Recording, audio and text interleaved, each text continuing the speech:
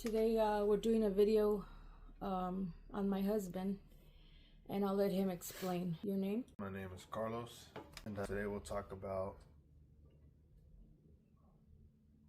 my life. Just say I didn't grow up with the best childhood. Of course, in the beginning, my mom and dad were together, whatever. About 7, 8 years old, I wanted to join the elementary basketball team, and I started doing that. And I don't know, I thought I kind of had a normal childhood, but when you're a kid, you don't look at stuff.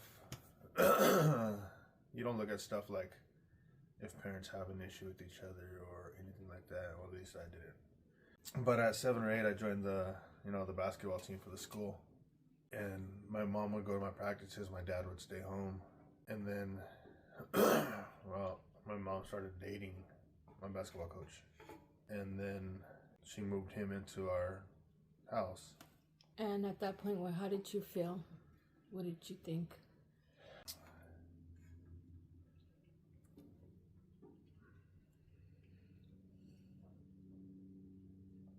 Well, when she moved him into our house, like me and my brother, we had bunk beds at the time. I think my mom and that fool were sleeping on the bottom bunk. I think my brother was on the top bunk, and I don't know where I slept. I don't remember. My dad was in the other room.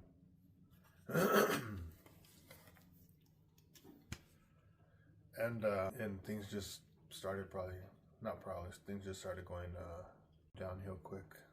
As far as, obviously, right, my mom brought in another dude into the house, and I started having, I think I can say that that's where my anger, my hate came from.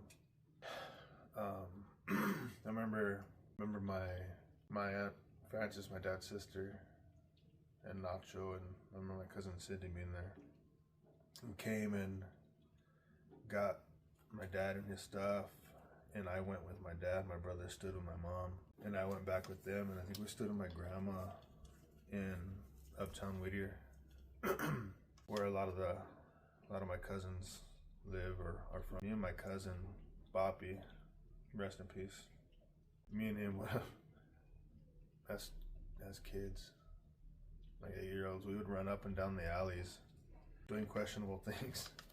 I won't say what we'll do to protect the guilty, but we're running amok. And I think my cousin, even Raymond, was around, and my aunt, my aunt Trisha, my mom's sister, who kicked it on that side of the family, would told my mom, who lived up in Northern California, what was happening, and somehow, some way, she came and took me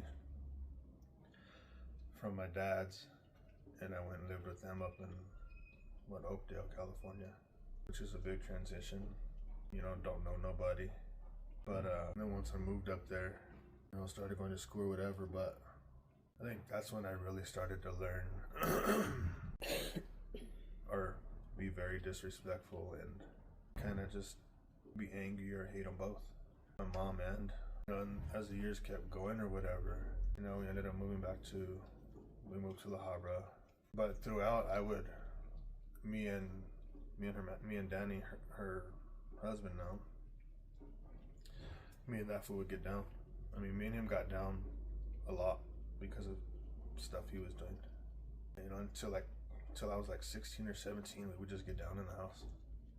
When you say get down, you mean fist fight? Yeah. Pretty much. Yeah. Yeah.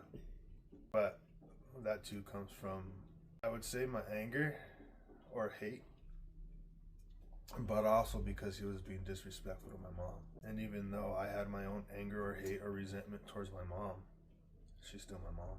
And, I'm the oldest son, so it's my job to protect her from anybody. There was even a time, I can't remember if it was one of the days we got down or whatever, and I actually think it was. I think that was the last time me and Danny fought, and I think I was 17, and I was just gonna take off, leave for the day, go to one of my friend's house, and she called the cops on me, saying that I was running away, which I wasn't. So the cops come, they're like, what's going on? I said, I'm going to our friend's house, whatever. And they're like, how old are you? 17. I said, you're almost 18, just stick it out. You know, stay here, do what you gotta do, and 18 you can leave. Whatever, all right. They left. Right after they left, I left. And I still went to go do what I was doing. I took off for like a day or two. And then came back, whatever, lived normal life, if you will.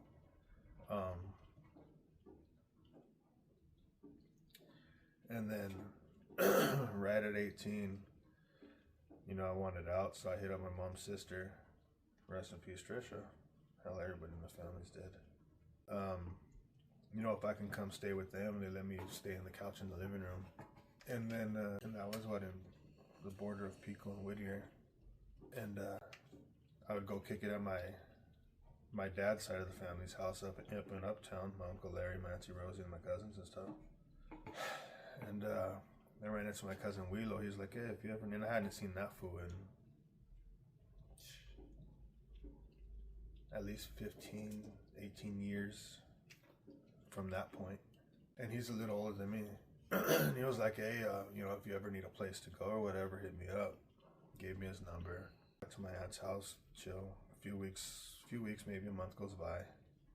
And me and Alex, my aunt's husband, started getting into it. And so they kicked me out. So I walk, you know, go outside, take my stuff, throw it in the laundry room right next door. And I call my cousin Wheelo. I'm like, hey, fool, come, you know, if you can, come get me. That fool left from East LA, went to go pick me up. And then we head for East LA to go to the hills.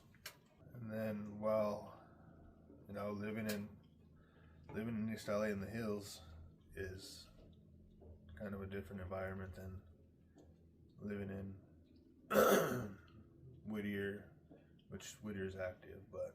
Let me stop you there. Before I go to the next one, because that's going to be a whole new ball game for you. Being that your environment, your family was unstable, you had seemed like you had a lot of anger, bitterness. How did you feel from that point before you went to LA? Were you just numb? You just wanted to put your life behind you, your mom's decisions behind you? What made you, other than didn't really have a place to stay, go that route? Well, me wanting to leave the house in the first place was because I didn't want to be around them. Probably because of my anger or hate or resentment, however anybody wants to put it. So that was probably my number one reason for leaving the house. And then after that, for me, it was whatever happens, happens. Like, I didn't have a plan. All I know is I wanted the house. So how did you make it as far as finances? What did you do for yourself, or you just really relied on family at the time? I mean, when I lived with my aunt, I got a job through one of the local job agencies, and I think it was a company called Air Liquide. A bunch of natural gases and stuff I worked with. And I ended up injuring my hand there, so I couldn't work. So I think I went on I don't even think I had enough time for unemployment. Just so I did work a little bit, but like I said, then we started getting into it, and it was time to go. So the only next option I had was to hit up my cousin, because I didn't really have anybody.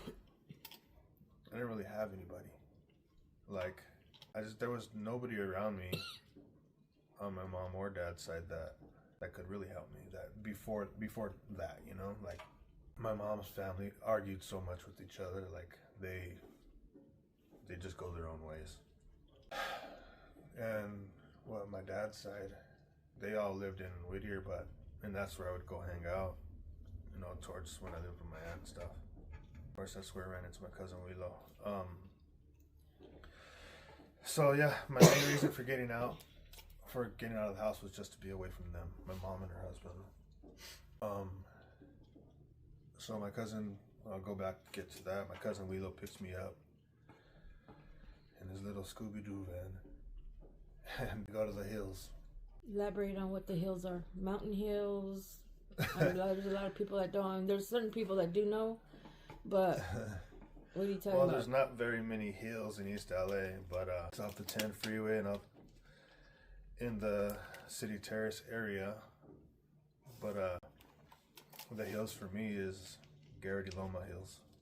So I moved there with my cousin, you know, he has a spot down in the basement or whatever, and I get a room where lets me stay there. And my cousin, I started working with my cousin. He worked for a forklift company. He's a mechanic. And I started working and I got a job with him painting the pallet jacks or painting forklifts so they repaired them and they sold them. So that's what I would do, is I would paint. Even on my lunch breaks, I would go climb up on top of the roof in the corner where it was and just smoke weed on the roof. Me and the owner's son, we'd hop in his van and go do service calls, and we'd be pounding freaking tall boys driving to City of Industry or something like that. And then I'm still, I'm the kind of person, if I get to a new area, I like to go walk and like learn my surroundings or just see what's there. So I got to know some of the guys around there, would take off walking with them or whatever. And I didn't know this till later, but obviously I knew it's an active gang area. And my cousin told one of the older homeboys that I was kicking it with, Malo, hey, don't let him get in. Don't let him get into the hood. And I think Malo gave him his word. And one day I was out drinking with some of the homies, and I wasn't in the hood or nothing. I was just kicking it. And drunk. I think I hit. I think I told Wicked, get me in. Malo wasn't around. So Wicked, get me in. And Wicked's a big dude. And I was a scrawny son of a gun. So he put Stoney on me first. Elaborate on that. To jump me in. To jump me into the hood. So, in order to get into the gangs, you had to fight certain people, basically. Yeah, they gotta jump you into the hood. You can't just, I'm sure people know this, but you can't just walk and be like, hey guys, I want to kick it. I'm a part of the hood now. No. So I get jumped in.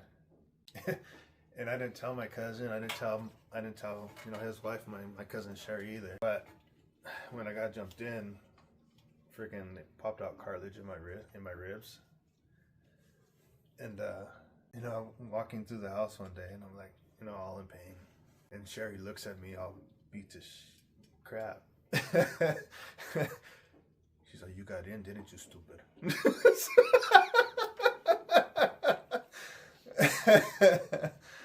Oh, man.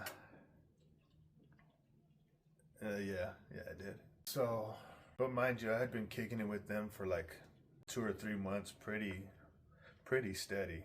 And so after I got jumped in, I think at the time I was the youngest one. I want to say all of them were older than me. How did it make you feel at that time? Did you feel important? Did you feel like you're a part of the family? I think that was a long time ago, but growing up in a broken family, I think being able to kick it with those dudes, as long as I did kick it with them for the 2 or 3 months, and it was like damn near every day, even if I get home from work, I go kick it. I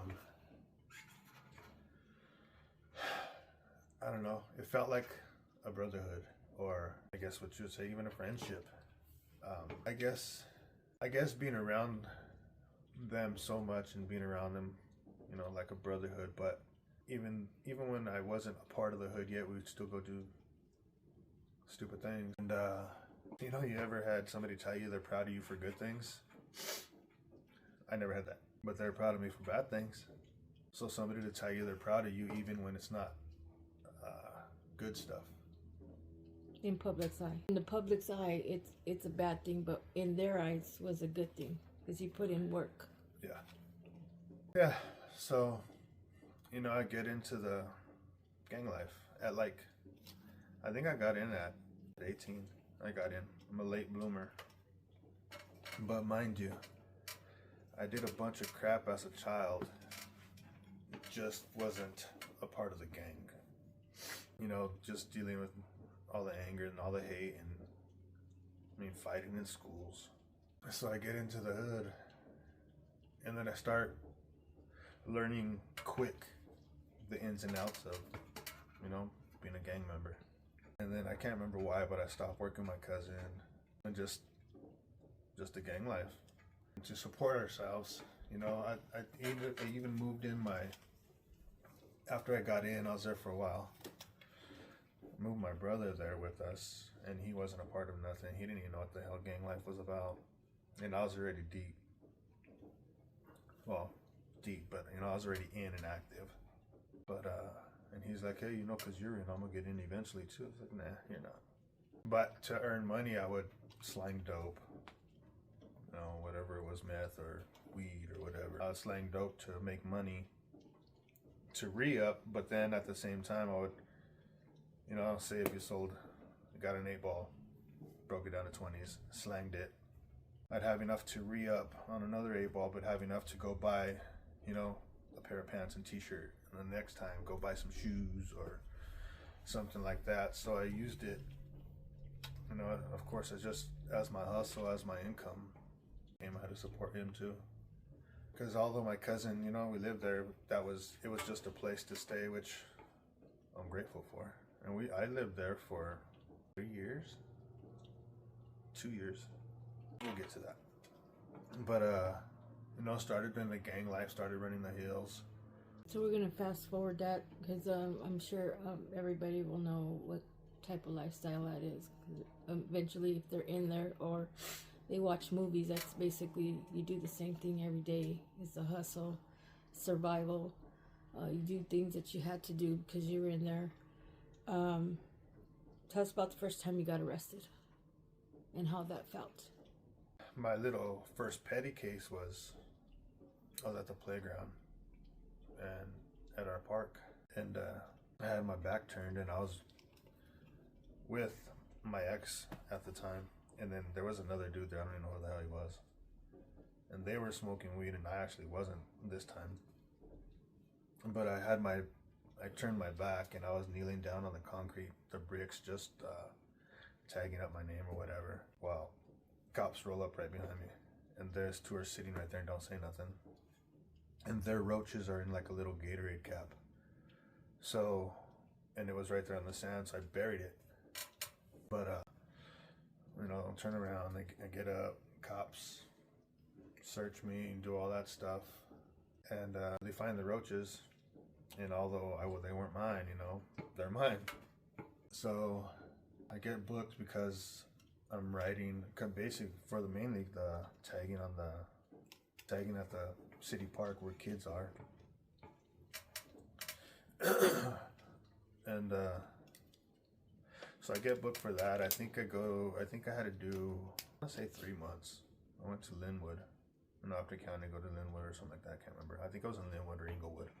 Did my time there, got out, and of course, I didn't learn a single damn lesson there.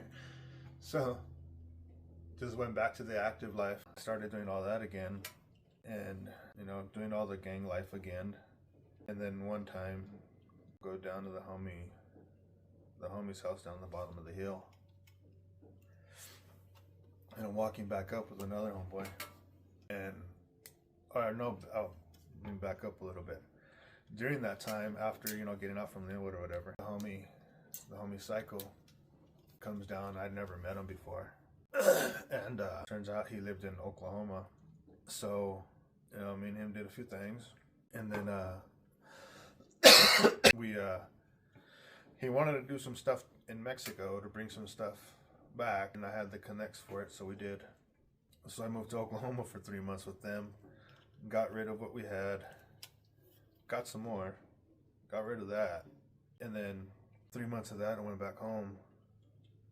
But in doing that, I traded a pound of weed for a Arizona Ohio Patrol Smith & Wesson 357. Went home with it back to East LA from Oklahoma, and running around the hills with that. And so like I said, me and the homie were walking up. Cops pull up behind us. I run into a driveway, break the grill of a little truck, and stash it in there. And by the time I pop my head over the hood of the truck, the cops are guns pointed out, come out, and they go to the front of the truck. They find the broken grill. They look in. They see the gun. That's my first big case. So they roll me up. On the way to the what is it, 3rd Street? They're like, hey, why don't we just take you over here to your enemy's neighborhood and drop you off? I was like, hell yeah, do it. I'd rather take my chances running through the enemies, than getting busted and getting a case. Well, they didn't do it. So I go, start fighting my case. What were you being charged with? Just firearm? Just possession of firearm. But because I'm a gang member, we have gang enhancements. So they were trying to give me, what are they trying to give me? I think they're trying to give me 2 years for the gun itself, and then a year for each bullet in the gun. So they were trying to give me 8 years for my first real charge, and I wasn't having it. And go to court. I think I'm in county fighting it for, I don't know, 2 months. 2 months maybe. Go to court, and they're like, what if we give you 2 years with half? And after them trying to give me 8 years, I was like, hell yeah, that sounds good. Let's take it. So I signed my papers, and that's my time. 2 years with half means you get basically half time. I think it adds up to almost 13 months. So, and mind you, some other dude had the same case, but except he didn't have gang enhancement. He was just a resident, and he got time served for having a gun. So gang enhancements really screws you over. So there I go back to county, right? Wait for the king, catch the chain to Wayside. And then from Wayside, I catch it to Delano. And I have a V number, if anybody knows what that is. I think they're in double numbers now, double letters. V24265. You'll never forget your number. Let me stop you there. From that point, how did that make you feel? Were you scared? Were you just didn't know what to expect? Because you're headed down to prison now from LA County. If you can make LA County, you can make prison. LA County is gladiator school. Well, how did that make you feel? I mean, to give somebody encouragement, like, they want to do some damage out there and they think prison life is the thing, but, you got your family. In your case, you really didn't. No. But in some cases, they do have family, and so for someone that, it's like, how did that make you feel? Like, to encourage, first, how did it make you feel? And then maybe to encourage somebody that lifestyle's not really, what you're meant for, your purpose. Well, to me, it didn't matter how I felt, because I was with, it was the gang life. It's a choice. You know what I mean? So I'm the person, in my opinion, I'm the kind of person that it is what it is. You roll with the punches and you do what you got to do. So, I mean, I'm sure I was probably nervous my first time going into county, because that's when more or less people are hitting you up. Where are you from? Blah, blah, blah, blah. I mean, you run into your enemies in the same holding cell, and in county is different. You put all the gang stuff away. South runs with South, I mean, we don't have Northerners down there, but blacks run with blacks. It doesn't matter if they're blood or Crip, they're black. So they run with their own car, And then Southerners, we have cars, like I was from the East LA car. So all gangs that are in East LA, we kind of, Although we're in cells too, it's different though. East LA, West LA, Nella, Sela, everybody they try to take care of their own. Even though we're in cells, but if you needed something and they can help you out, they would try. So I catch and I go to Delano, do my reception there. And then, I didn't go to I went to a CCF, which is, some would say Camp Snoopy, but I went to Delano CCF first. And it was easy. It was stupid easy. And, did my time there, met some good dudes, met some bad ones. And of course, I won't get into all the stuff we do. Well, that CCF was easy. But a few months before getting out, it's one of the times I would say God used me.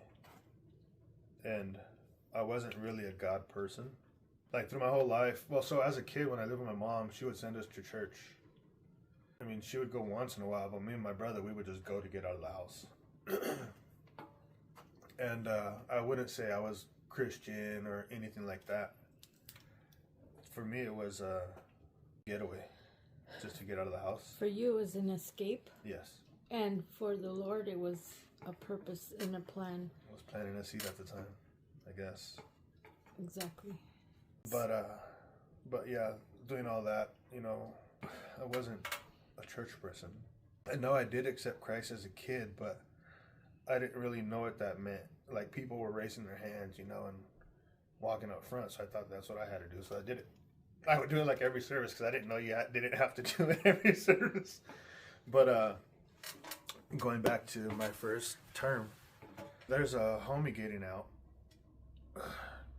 I want to say it was Travieso from Westside 18. He had devil horns here, and for whatever reason, me and this guy really didn't get along our whole time. We just, I don't know why, just didn't. And he's getting out the night before he's getting out, and anybody knows when you're short time and it's hard to sleep that night, especially the night before you get out. And I'm laying in my rack. It's probably 11 o'clock at night, lights out, everybody's in their racks. And we're in a big dorm, we're not cells. And, I look over and I see him. He's just sitting on his bunk. It's dark, but you can see the silhouette of people. You could see them, there's still lighting. It's dark, and he's just sitting on his bunk, and he's, mind you, 5-6 racks over.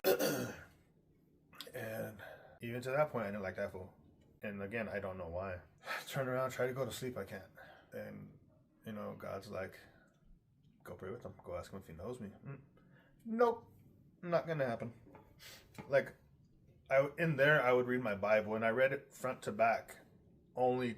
And I read it to say, yeah, I read the whole Bible. I didn't read it to understand it. I didn't read it to learn nothing. I just read it to read it like it was another book. This goes back and forth with me and God, 3 times. And finally, I'm like, all right. I get up, I go over, and I'm like, hey, what's up? And I'm like, I don't BS with him. I don't do nothing. I'm like, hey, do you know God?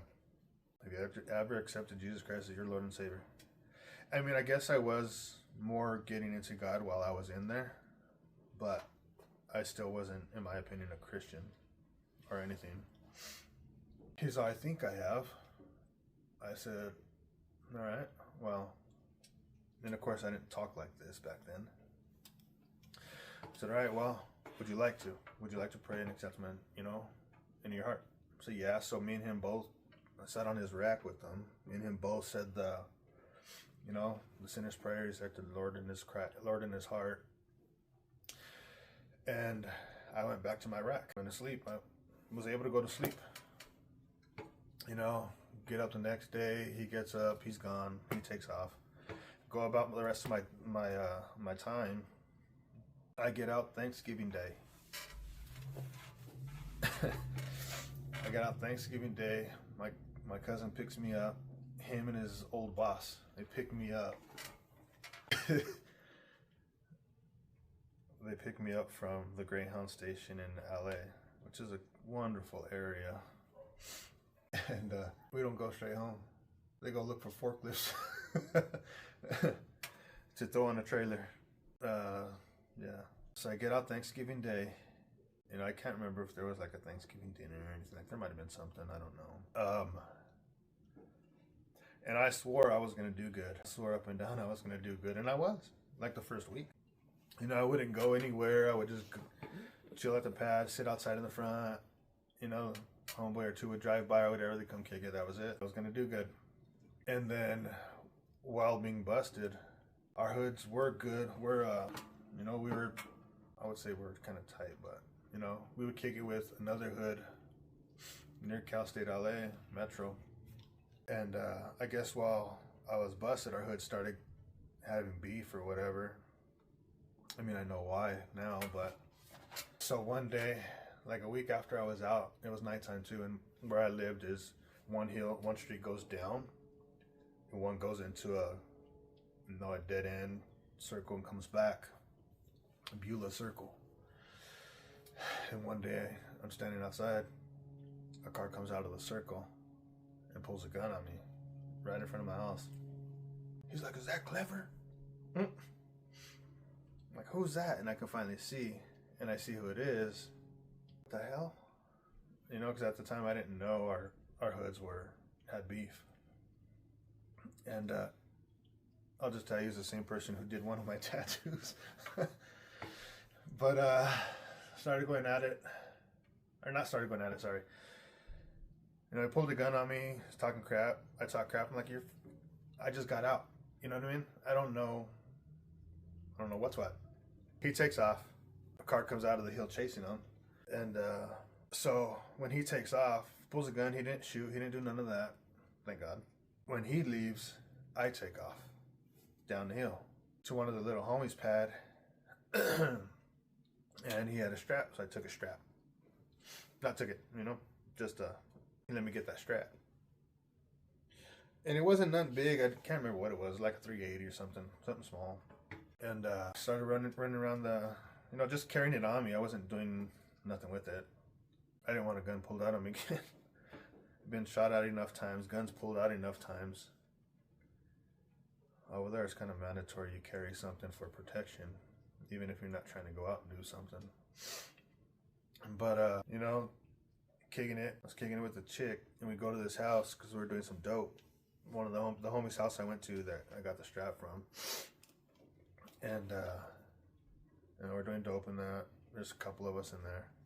One of the homies comes, knocks on the door, boom, boom, boom, boom. And one of the little homies inside was like, "Who is it?" "Oh, sheriff's department." He's like, "Man, F the sheriff's department." And the fool kicks the door, boom, kicks the door, and a padlock hits me in the head. It was the homie being stupid. So we go back to kicking it, whatever. Not even an hour later, another knock on the door. Boom, boom, boom, boom, boom. The little homie inside again. "Who is it?" "Sheriff's department." "F the sheriff's department." Well, this time it was the sheriff's department. And I have that strap on me. I'm sitting on the bed. There's like three of us sitting on the bed. He's sitting over there in a chair. It's a small little room. And when I heard the voice, I knew it wasn't the homie. I knew it wasn't a familiar voice. You know, I was taking the strap out. And right when I was doing that, behind me was a window with the sheet. They had quietly slid open the window, the sheriff's. And right when I was taking it out, like my back is to the window, so right when I was taking it out to kind of throw it under the bed, all I hear is, "Freeze, turn around." Turn around, there's a shotgun pointed right there at my face. So I leave the strap on me, hands up, you know, walk out. They take us out. I think there's like 5 of us. I was out 31 days. I went back the day after Christmas. Let me stop you there. How and why did the sheriffs go to I don't that know. day? That's the question I ask myself to this day. And I think we both know. Anyhow, I think we both know. Moving forward, there you go again. So I'm sitting in the back of, well, when they take us out, right, they put me in front of one of the cars in the driveway, and I still have it on me, and they take off to go get other dudes. And I was about to take it out and throw it on the car. But right when I was about to, I felt hands on my back, and I'm like, crap. So he's about to search me, the officer. And I'm like, hey, I got something on me. And he's searching. His hands go, like he felt his hands just go off. He's like, where is it? I said, right front. He gets it, takes it out. He doesn't beat the crap out of me. Not that one, not this time. And, just, he takes it out, cuffs me and takes me right to the back of the cop car. And then sitting in the back of the police car that time, high as a kite, doped up, I told myself, you know what? I'm done. I'm done with this. And it wasn't because I was afraid to go back to prison. None of that. How long were you out? 31 days. Got out Thanksgiving Day. Went back the day after Christmas So for another gun. So you're in the cop car and you say that's it.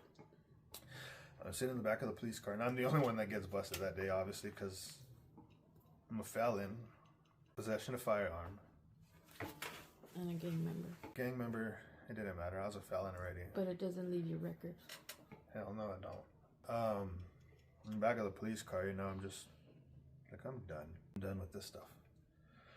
So this time I didn't have to fight my case that long because I knew California has a 3-strike law. Although I didn't get a first strike my first time, they consider having a gun on you a violent crime. Violent crimes are strikeable offenses. California is a 3-strike state. If you get 3 strikes, you're out. You get life. So, and of course I did not get a strike or nothing my first time, but I do have that case, and they can wait until you have 3 violent crimes and they can strike you out. They can just bring them all up and strike you out at once. So me knowing that in the back of my head, and although this is my second, offense or whatever, a violent crime, just having a gun on you, I go to 3rd Street, go to county, or no, I think I go to 3rd Street, then you have court.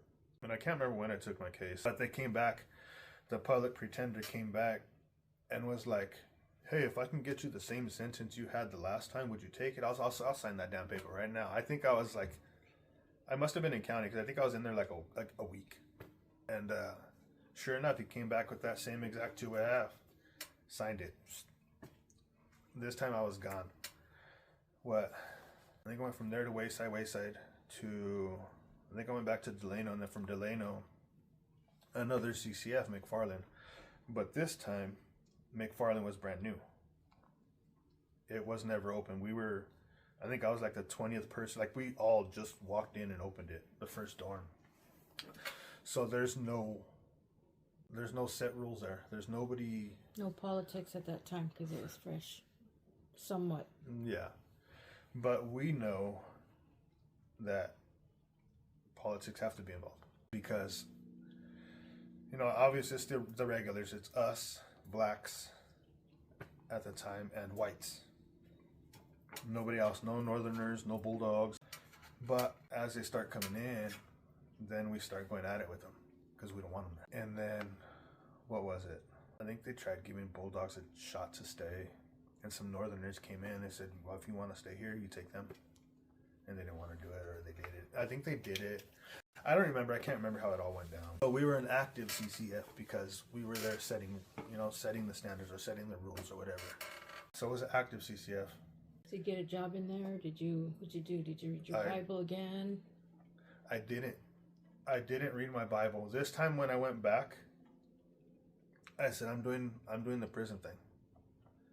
I'm not reading my Bible. I'm not doing none of it. I'm doing the prison thing. I'm doing the gang thing. When I get out, when I get out that gate, I'm done. But while I'm in there, I'm about it. This time. But I do get a job. I'm a baker. I was a baker in there. I think the first damn baker, maybe second.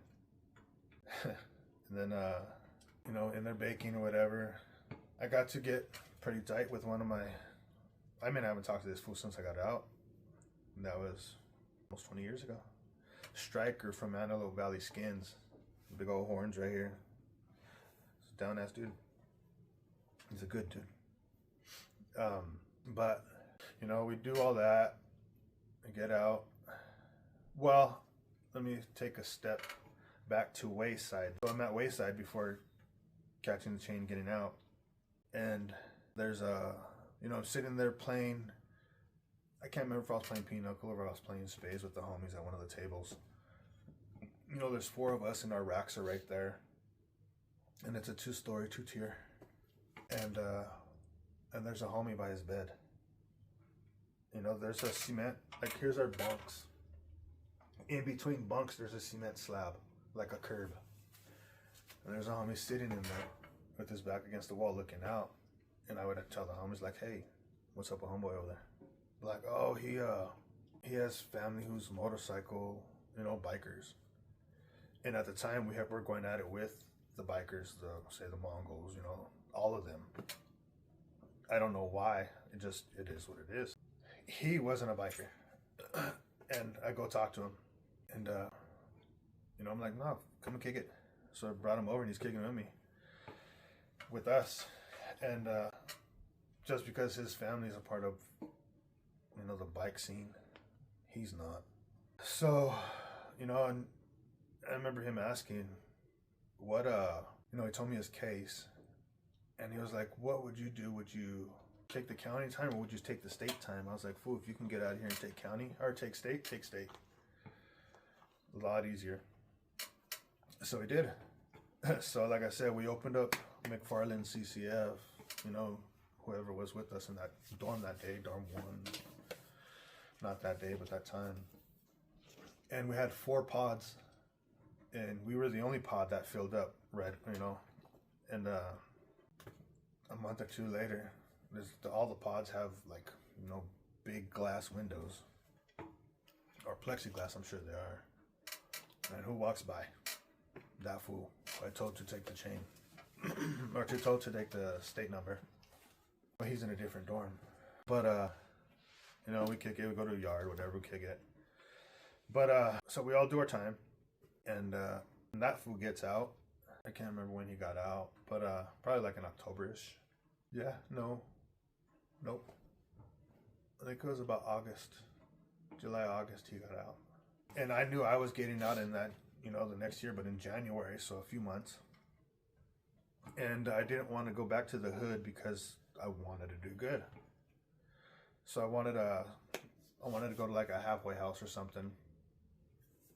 And he had given me his number, you know, so I was hoping he can help me out, but I would call and he wouldn't be there.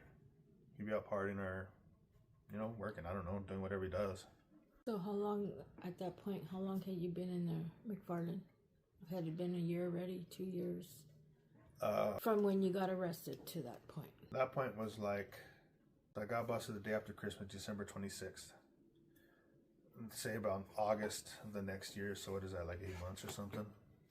And I hit state quick because I didn't fight my case this time. So I was gone within 2 weeks from county. Hit Wayside, kicked it there for like, you know, a few weeks, and caught the chain out.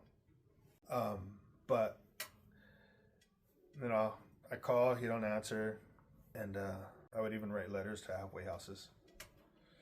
But of course, no response. So I get out, or no, I don't get out.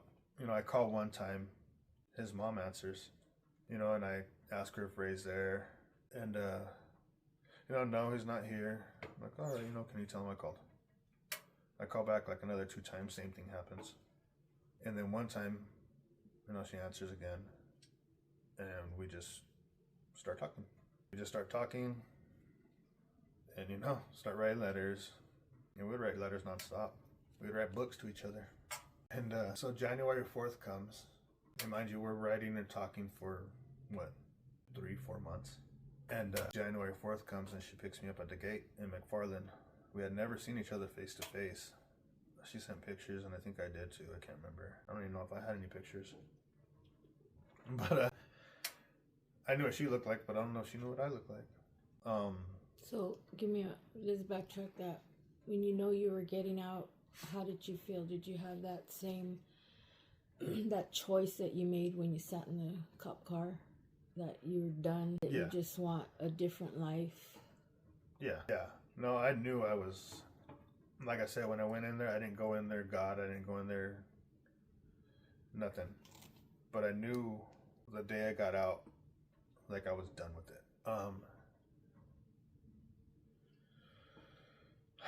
So she picks me up at the gate. We go eat, go and do whatever we do.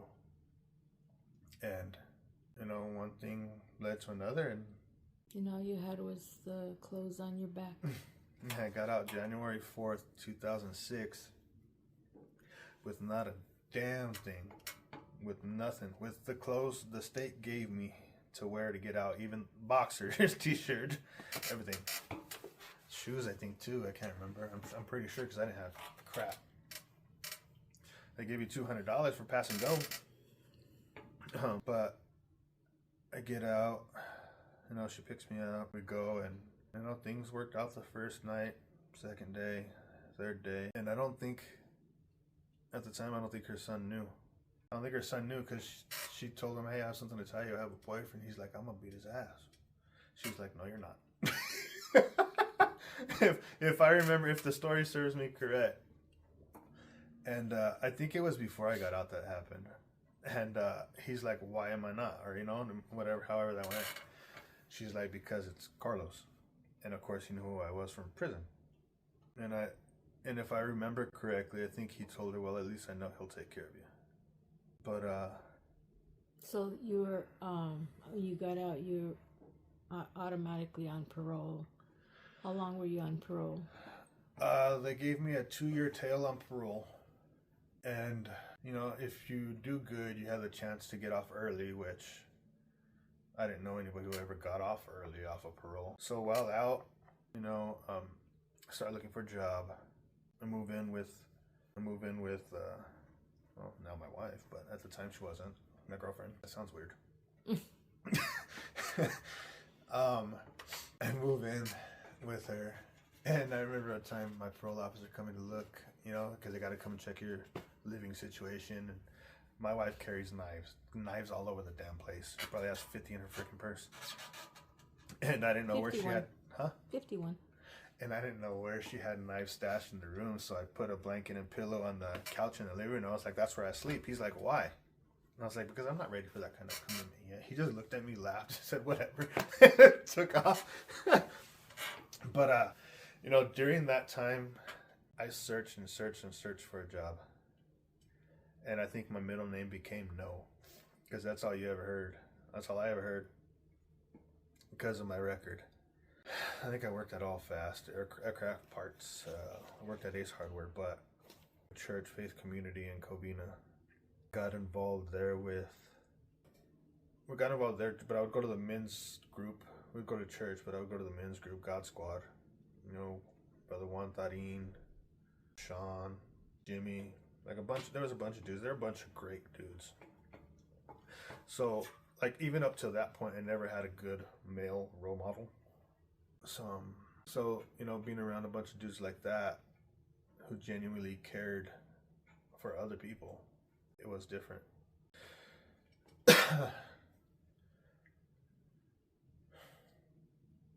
What do you mean by different?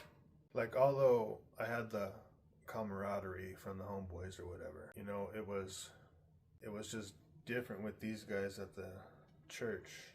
For me, I get out, I still look over my back, watch over my shoulder, whatever, because it's normal. I still do it to this day.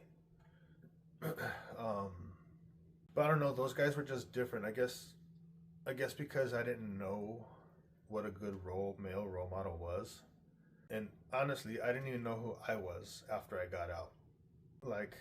Obviously I'm a gang member with nothing.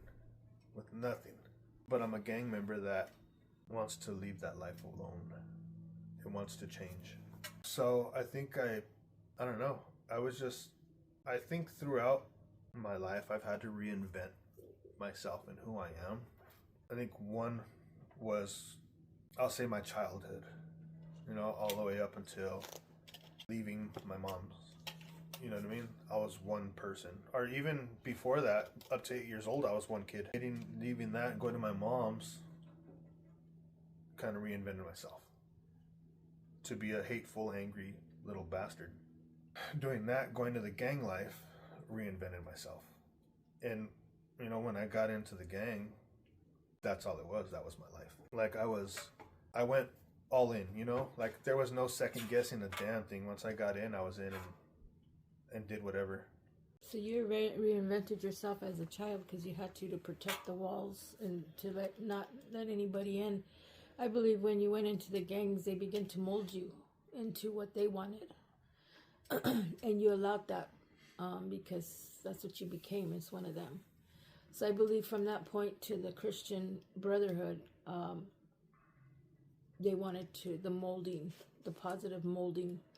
But then again, as you were going, it wasn't just the Brotherhood, it was the Word of God and going to church that began to peel the old Clever, the old Carlos. And that's when God was able to mold you into that part of that lifestyle, I believe. Yeah, I mean, yeah, and that's what I wanted because I made a choice. That's the point. That's the important thing. We make choices.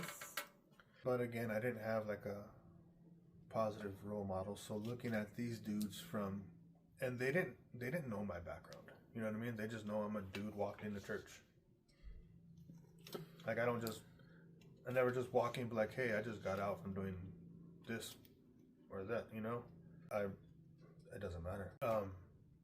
But I got to meet a lot of positive dudes there who kind of helped mold me while I was there. Excuse me. And I think we were there, a year? I think we were there a year and a half. And of course, you know, looking for, I played softball with the church, the co-ed team, and that helped keep me busy.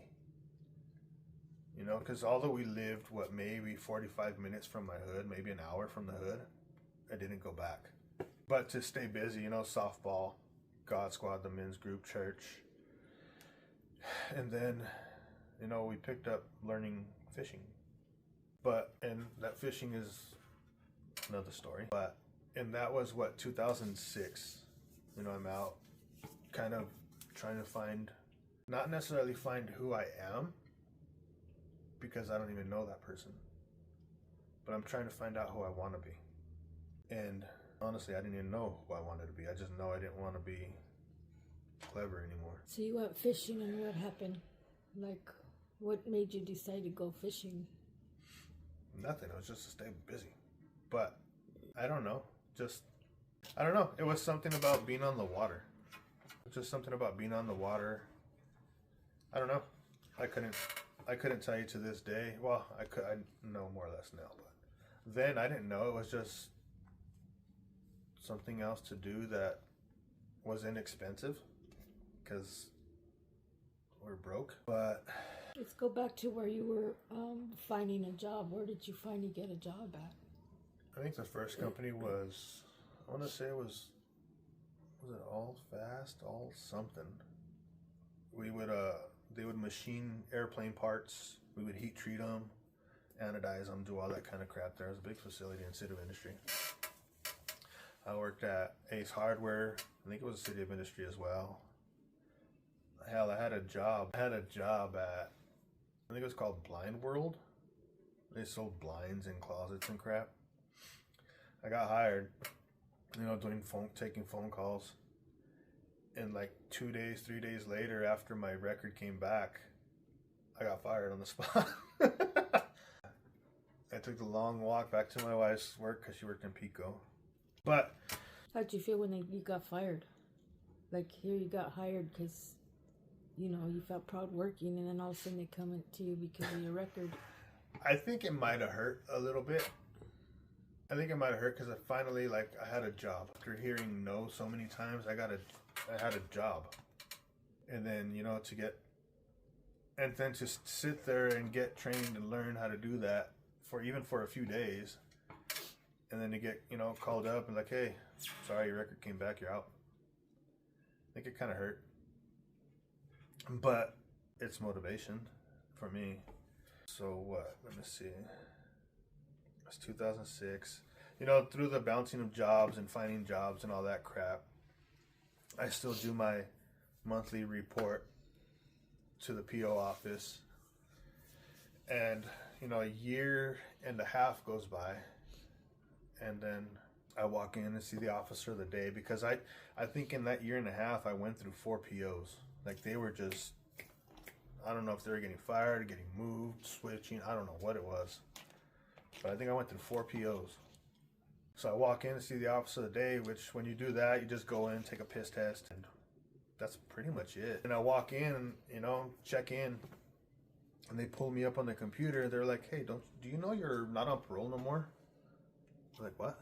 Like, yeah. I was like, print that paper up for me. Let me see that. He printed it up, because, you know, if you have it in black and white, it's legit. Printed up, sure. And I'm like, so I'm done then.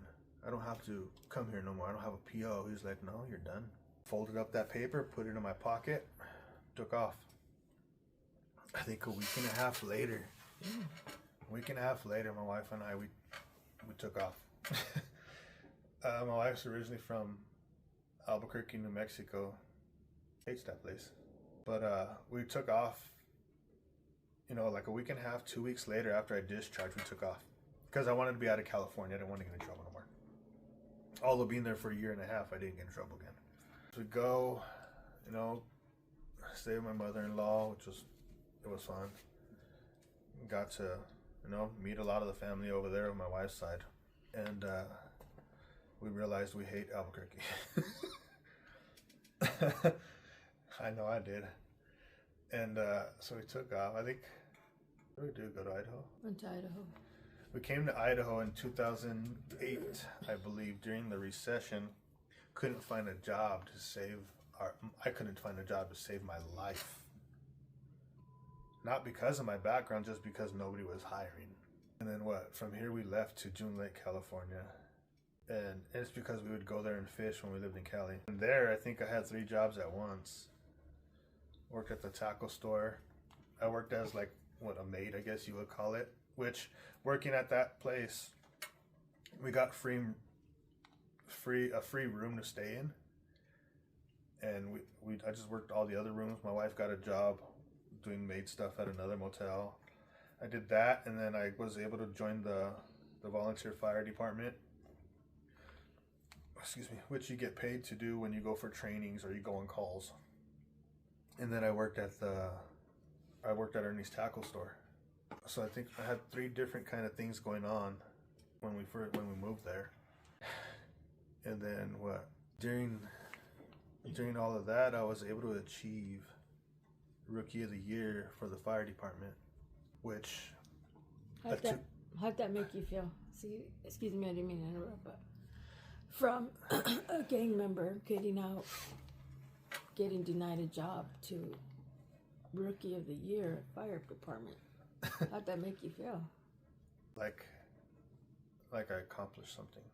Like, I put in a lot of hard work to earn it, and I wasn't trying to earn it, but I kind of gave my all to learn the firefighting stuff, because never in a million years did I ever think I could be some kind of a first responder. Like, it was never in the cards that you know what I mean? I never attempted it. Nothing. It was never a thought until moving there. But it felt great. It felt good. Like, kind of not working for the city, but volunteering basically. But to be able to achieve Rookie of the Year for a fire department was like maybe all this hard work is worth it. You know, staying out, trying to do good. It was just, I don't know. It was just awesome. So we do that. And then winter comes right after. Winter comes right after that. And we learned we hate the winter there. Another job I had there was working at Double Eagle Resort, being one of the maintenance guys. And it's a good sized resort, cabins, little apartments, you know, the restaurant. And the snow there, we would get feet in a day. We'd have to shovel our way out of our driveway, shovel off the propane tank, shovel off the roof at our house just to get the heck out. Shovel the driveway, yeah, I think I said that. Go to work, shovel all damn day. Get back home, shovel your way back in. It sucked. It sucked. So we made a call back to Idaho to a friend, John Rogers, and he brought Buck, and I can't remember the other fella's name. But and Idaho, that part of Idaho from there is like a 8-hour drive. Sorry, I'm not retarded. There's a He's not chasing butterflies. I'm chasing the gnat, the fly. But so he comes, and they tow a trailer 8 hours, helped us load up our crap, and we took off. Like we were ahead of a snowstorm, but still in a snowstorm. And we took off and came back to Idaho in 2009. The latter of 2009. Yeah, towards the end of 2009. And for some reason, so in 2009, I don't know, Idaho was just different. We can sit outside at 8 o'clock at night here in the town we live in, and it was quiet. Like, it was way quiet compared to LA. Anywhere in LA, don't matter. Probably anywhere in damn California. It was quiet. No cars, no people. No helicopters.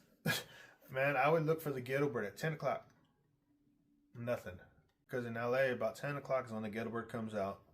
And it took forever. I think I got a job in the drilling industry. I was gone. I was only home 13 weeks a year. And that's not a lot. But during that time, during getting a job in the drilling field, like, so when I couldn't find a job when I first got out, my wife worked her butt off. You know, she carried us, and I'll be forever grateful for that. But when I got into the drilling field, you make good money. So once we started getting paid from drilling, I told my wife, hey, you come with me. You don't work no more. That was my way of, paying her back or saying thank you or whatever. And we would, I would work 2 weeks on, 1 week off. So I'd work my 2 weeks, and we'll say this part was in Elko, Nevada. Come back, work the 2 weeks, take off, we'd go Colorado for a week. Come back, work my 2 weeks, go to California for a week. Come back, work my 2 weeks, then come home. Like we were, wouldn't be home for like 3 months. 4 months even. And, friends that we have made throughout that time were like, where are you guys at this time? Where are you guys at now? Because we were always all over the damn place. And then towards the end of the year, one of the years drilling got slow, and I think I did that for 2.5, 3 years. Drilling got slow. And we're going to be off for like over a month, over the Christmas break, New Year's break, even into January, maybe even February, we're going to be off, and I couldn't do that. So what job did I take? I think it was slow. I think I found some little job here locally, and then Deadliest Catch came on TV. I'm like, how that would be dope to do that. So I looked for places, and got a job in Alaska, but doing commercial salmon fishing on the boats. And did that for 3 seasons. Came back, went back to the drilling field. But this time I went to work directly for the mines. And did that for like almost 3 years. And then we finally chose to come back home permanently. And at that time we had started our business, but we never pushed it because, well, hell, not even then. We took off. I think you were doing tattoos periodically, and then 2015, that's when you entered that to represent Idaho with fishing. That was 2015. 2017 is when we started the other. That story will be for the next video. Yeah. But there was even a time one of my buddies was a millwright, and during all that I earned my crane operator license. I had 2 different licenses, fixed cab, swing cab. I got my Class A CDL. Hell, I got my driver's license here in Idaho. When you're in the hood, you don't care about a driver's license when you're driving G-rides, stolen cars. But got a job crane operating. helping build sawmills, and they were like, hey, you want to come with us to Michigan? I'm like, what the hell? And they're like, if you do, we'll pay you more. So I came back, talked to my wife, you know, and in order to do that Michigan trip, I didn't want to stay in a motel, so we got a new truck, got a new camper. Once that happened, I was like, yeah, I'll do it. So my wife and I took off on a 3-day nonstop, damn near nonstop drive to Michigan, to Cadillac, Michigan. Stood there for 6 months and helped build a sawmill in McBain. And then after that, in the dead of winter, we had to go to Alabama, Mississippi, building sawmills, and it was fun and all that. But when all that was said and done, went back to the drilling industry, went back to the mines. And then when we finally chose to come home and be here permanently, and during that time we had rented out our front house, like we bought our house here. Rented out our front house, we had the shack in the back. And when we made the choice to come back, we stood in our tent in our backyard because we rented out the front house. And we came back because my wife had a job for the government, so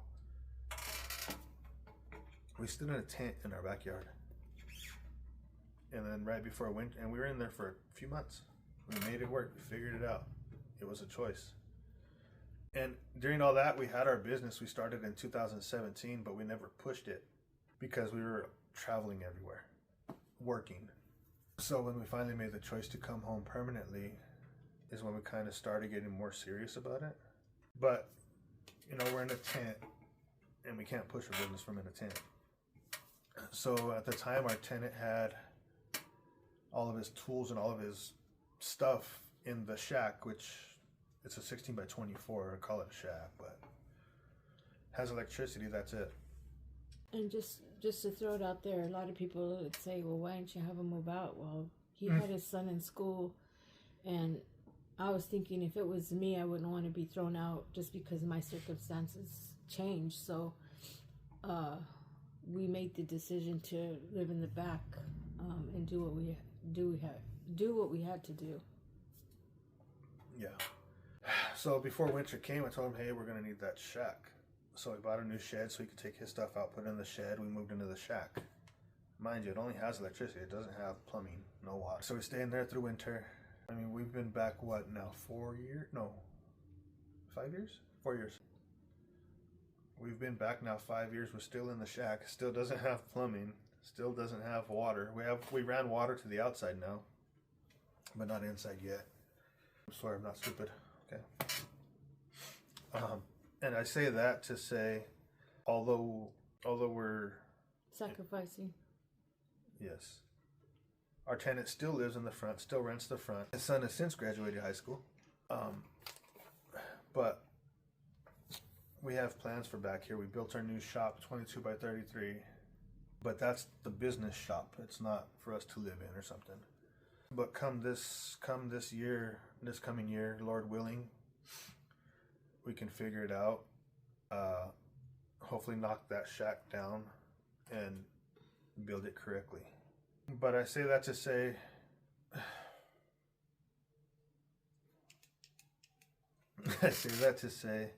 that from the beginning to now, you know, this business, us, is just, we know this is what God wants for us. And whatever sacrifices we need to make for that is what we'll do. It's not easy. And we'll talk about that. We're going to make a second video on the business and how it became birthed.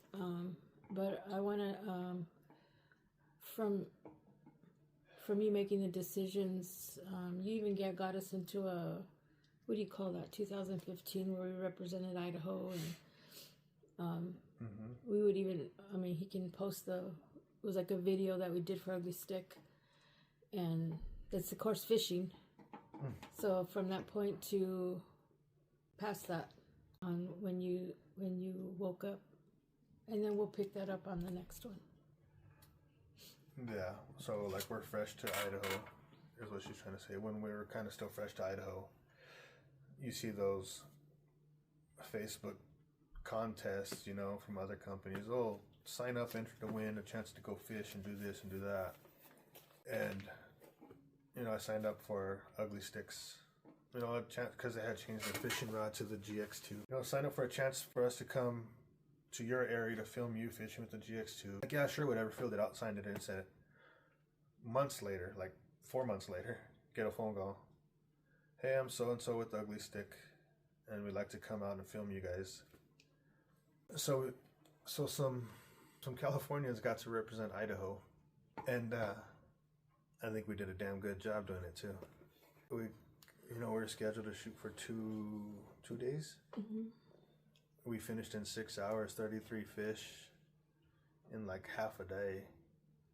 But all this stuff will be in the next video for the business, on why the business came about and how it came about and why it is what it is today. So in closing, because it's already been almost 2 hours, we'll probably have to cut it in a few places. But you spoke about your mother throughout may she rest in peace. She now passed 3 years ago due to COVID, I believe. It was COVID. A bunch of things. How did that make you feel when she passed? I mean, you had bitter feelings in the beginning and probably carried it throughout your whole life.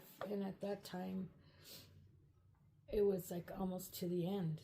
What were you thinking, like when she was laying in the hospital? And well, I still had my anger and my bitterness probably until we came home permanently. We've been home, what do we say, 5 years now? Mm-hmm. My mom died 3 years ago, so probably her last 2 years is when I finally started getting closer to my mom. And I don't know, like, I started getting closer to her. I still had my resentment or whatever, but I forgave her. Hell, even when I got out, I told her to her face, I was like, hey, just because I'm a gang member, or when I was in prison, it's not because of anything you did. I made a choice. My choices landed me in prison. And I said, you did a good job with us. I mean, I know we're jumping back and forth a little bit, but my mom had me cooking when I was like, when the time she took me, like 8 years old. I was cooking, frying chicken, rice, Mexican rice, like full on cooking, doing our own laundry, like, and at the time, like, what the hell, we're kids, no childhood, no nothing, you're a little slave. But now that I look at it, I'm independent. I can cook. I can make my own food. I can take care of my damn self. I don't have to. My beautiful wife does it for me. But I can do it if I want to. So I'm grateful. What I thought was torture or torment back then, it was just giving me the skills I needed later on in life. But all I want to say is, anybody who has a troubled background, who has done some questionable things, God is the only way, in my opinion, that you're going to find what you're looking for, to fill that empty space. Because during all my anger and all my gang stuff, I still had an empty spot. And I didn't know what was missing, so you try to seek it, you try to find it. Is it in drugs? Is it in alcohol? Is it in that gang life? Is it in women? And my life could be different than yours, but you still have something you're trying to fill that void with. God is the only one who is gonna fill that void. And don't get me wrong, I'm not no perfect Christian. Just a dude, I'm just an ex-gang member who is forgiven, and I try to be better than I was yesterday. And at that same time, I try to be more like God or Jesus, and not like I want to be God. But like I said, I didn't have that positive role model, whether you're a male or female. I didn't have that positive role model. And some would even probably venture to say, why would you try to, use your role model as God or Jesus? Who else would I want to be like? He's the best role model I can think of. so when you say that about God, and I can say that for both of us, we finally found a church, and we heard the Pastor Gary White preach a message, and we both went to the altar and accepted the Lord. We got a touch again. But for you to say it's God. God is there, but He's a gentleman, so it has to be us willing to open that door to allow Him in on a daily basis.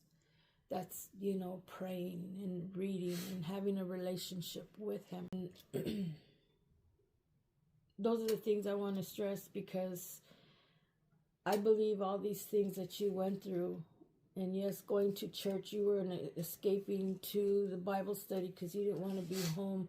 Whatever word was preached to you on that day was a seed planted.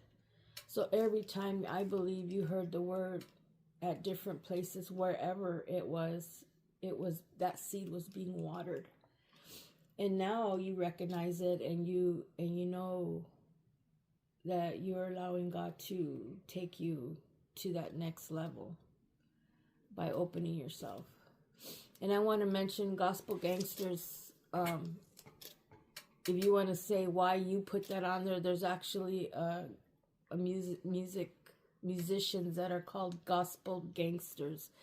So we're not promoting per se. I didn't even know who they were. Yeah, he didn't even know who they were. He just gospels because he's serving the Lord right now, and he used to be a gangster, and I believe that's why he chose that. So it's kind of, I said, "Oh, you've heard them before?" He goes, "Heard who?" And I said, "Gospel Gangsters."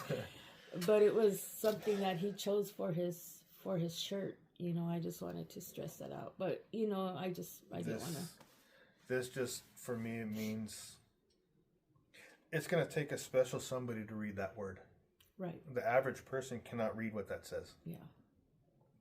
It's going to take a gang member, somebody who's around that, who understands and how to read that writing. So this is, like, when I wear this in public, I want people to see it. I want people to ask questions. And me versus, a normal random dude, I know how to talk to gang members. I'm not afraid to talk to gang members. I don't care if they're red or blue, I don't care what color their skin is. I don't give a damn about that. We all bleed red. So this is just my own way of, I'm going all in as a gospel gangster now. I don't care who the musicians are. I'm glad they do what they did, or did what they did, whatever. But that's what this means. So, in saying all of this is your lifestyle, we're doing it not because we have time, because we don't. We have business to run, but what's January 6th, 2006? January 4th, sorry. So the reason why first of all, I know God wanted me to first get this off my chest, all of it, to hopefully help you, that one person, is... Let it all out. Be real. Ask your question again. Why are we doing this video? What's the reason why? It's a celebration, but it's also education. The purpose of it is myself, but for you, want to reach those that are struggling and feel like there's no hope, or you've done so much damage that there's no hope for you. And we want to tell you there is, through Jesus Christ. So how many years has it been since you've been out? So first, wanting to do this video is to reach anybody with a troubled past like me, whether it be just family issues, whatever, whether it be gang life, whether it be drugs, whether it be alcohol, no matter what it is. I want you to know that a screw up like me can change, and so can you. And I know God wanted me to do this before January 4th, 2006. Because that day, before January 4th, 2026. Because in less than a month, it will be 20 years that I've been out of prison. And I'm not going to say it's been pretty. There's some questionable things I've done I probably could have or should have went back. But every day I strive to be better, strive to be more Christ-like. And you're going to have bumps. You're going to have hiccups. You're going to fall. And you're going to get back up and you're going to keep going. And taking an L, normally people take, I took a loss. No. Taking an L means you just took a lesson. You know not to do that again. Hopefully. So taking an L is not a loss. Taking an L is a lesson. And that lesson is a stepping stone for you to be better. And that's something I still learn every day. So I just want to say, Jesus, God is the way, the truth, and the light. And God loves you. Give him a chance. So this is the wrap. That's a wrap.